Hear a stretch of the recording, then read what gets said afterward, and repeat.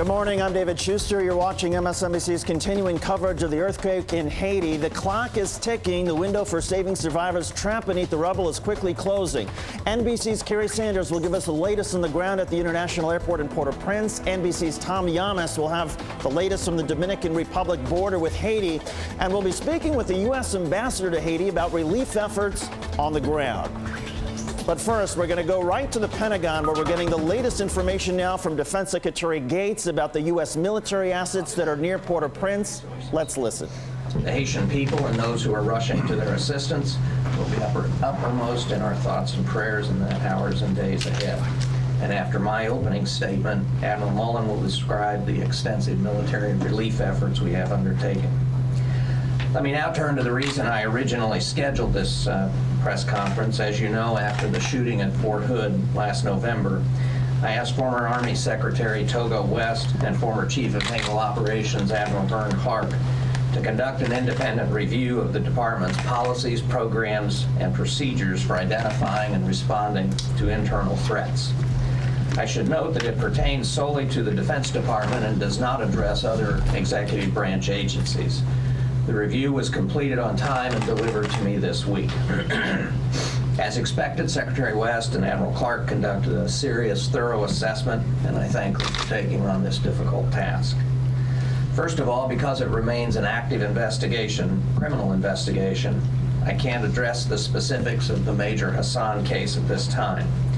The report does include accountability recommendations involving Army personnel responsible for supervising Major Hassan. And I have forwarded those recommendations to Secretary of the Army John McHugh and directed him to take appropriate action. Considering the scope of this report, it will take some time to assess all the relevant policies. That said, I do have some immediate thoughts on the review's findings. The report concludes that the initial response at Fort Hood to the incident was prompt and effective. Leaders had anticipated mass casualty events in their emergency response plans and exercises, and base personnel were prepared to take appropriate and decisive actions to secure the situation. The first responders deserve recognition for the efforts that prevented an awful situation from becoming even worse. However, the report raises serious questions about the degree to which the entire Department of Defense is prepared for similar incidents in the future, especially multiple simultaneous incidents. It also reveals shortcomings in the way the department is prepared to defend against threats posed by external influences operating on members of our military community. It is clear that as a department, we have not done enough to adapt to the evolving domestic internal security threat to American troops and military facilities that has emerged over the past decade. In this area, as in so many others, this department is burdened by 20th century processes and attitudes mostly rooted in the Cold War. Our counterintelligence procedures are mostly designed to combat an external threat such as a foreign intelligence service. Likewise, our force protection procedures are set up to investigate and adjudicate criminal conduct such as domestic abuse and gang activities. In particular, the review concluded the DoD force protection programs are not properly focused on internal threats such as workplace violence and self-radicalization. The problem is compounded in the absence of a clear understanding of what motivates a person to become radicalized and commit violent acts. For example, the current definition for prohibited activities is incomplete and does not provide adequate guidance for commanders and supervisors to act on potential threats to security. Current policies on prohibited activities. Defense Secretary Robert Gates is essentially revealing some conclusions the Pentagon has come up with regarding the Fort Hood shootings. He's saying that the entire Department of Defense is clearly unprepared for some of the challenges from internal threats. We do expect an announcement at some point later today about whether 8 U.S. Army officers may face some disciplinary actions as part of the review into what happened with the suspect and why some of the red flags involving him were not caught. But again, we're hearing Defense Secretary Gates Let's talk about the review of Fort Hood. We also expect some more information from him and Pentagon officials about some of the military assets that are now finally in place along the coast of Haiti. So let's start there with the latest developments this morning from Port-au-Prince, where it has become a race against the clock to avoid an even bigger humanitarian disaster. Many of the pictures we've been getting this morning underscore just how macabre the scene there has become. Many Haitians are now walking around with a cloth covering their face because the stench of the decomposing bodies is overwhelming. For the living, relief workers say the next 24 hours are critical. They say that many Haitians who are injured, who have suffered a loss of blood, will die if they do not get first aid in the next day or so. The U.S. military is scrambling to deliver medical supplies and food. 19 helicopters from the aircraft carrier, the USS Carl Vinson, are now making life-saving runs to the devastated capital. Just a short time ago, NBC's Kerry Sanders spoke with the man in charge, Lieutenant General Ken Keane.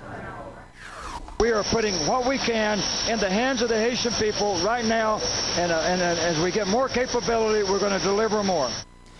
In a sign of the growing desperation, a near riot erupted late yesterday over one box of supplies. And there are reports now of increased looting. As security concerns grow, there is still the basic infrastructure challenge in Port-au-Prince because of blocked roads, a ruined port, and somewhat limited access to the airport. Former President Bill Clinton is putting out a fresh appeal for Americans to donate to the relief effort. The United Nations plans to ask governments of the world to pledge more than $500 million in emergency aid. President Obama has already promised an initial $100 million. NBC's Kerry Sanders has been bringing us some incredible stories from Port-au-Prince for the past few days. Kerry has been at the airport, and he's got the latest on the relief effort there. The U.S. military has now arrived in full force in Haiti. Off the coast, the Carl Vincennes, an aircraft carrier, has now steamed into position. Over my shoulder, members of the 82nd Airborne are here. More are expected to arrive today. C-130s from Pope Air Force Base in North Carolina, from McGuire in New Jersey, touching down in succession here this morning, and more are on their way, all bringing supplies, bringing personnel. The effort today, and they know that there's a very quick timeline here to get the food and water into the hands of the people who desperately need it. Already there were small signs of anxiety turning to anger, and if they cannot get that food and water to those who need it quickly, there is a great fear that there could be some violence. So the U.S. as well as all other countries are moving as quickly as they can to work towards helping the survivors, as well as continuing in very limited ways to dig where possible people who could be alive buried in the rubble. Kerry Sanders, NBC News, Port-au-Prince, Haiti. On the border between Haiti and the Dominican Republic, the scene has been chaotic. This is video of aid workers crossing over into Haiti loaded with supplies, but passing in the other direction, there's been a steady stream of Haitians seeking aid and medical attention in the Dominican Republic. Tom Yamas from our New York affiliate WNBC has been traveling back and forth along the border, and he's got the latest on what's going on where he's been. The Dominicans started the relief effort again at 5 o'clock this morning. They rolled into Port-au-Prince. We're talking about military troops and supplies, hundreds of troops, hundreds of relief workers, and hundreds of convoy vehicles. Interestingly enough, they gave us the rundown of the most important things that they're trying to bring in. It starts with heavy equipment, construction vehicles, caterpillars, any type of construction trucks. Right after that, it's sanitation. Then comes food and water, because as you mentioned earlier at the top of your show, the infrastructure is so bad that they have to move cars, move buildings in some cases to get these supplies in. They say they're large meal trucks, which are these bright yellow trucks that have actually some French and Creole writing on the side of them so people know exactly what they are serving 10,000 meals a day. But this morning there is a security concern on all vehicles that are not marked. They are removing the Dominican plates from the back of them because they want to make sure that nobody attacks or tries to rob those vehicles while they're trying to give assistance to the people of Haiti. Back to you guys in the studio. NBC's Tommy Yamas along the border there between the Dominican Republic and Haiti. Former President Bill Clinton made the rounds of the morning talk shows today and urged Americans to act quickly to help Haiti. Mr. Clinton told the Today Show's Matt Lauer that the situation in Port-au-Prince could not be more dramatic right now. First of all, we're still finding people alive. We've got 21 more search and rescue teams coming in today. but they don't have enough water. They don't have enough food. They don't have enough medical supplies. We've still got to find shelter for all those people that have no place to go at night.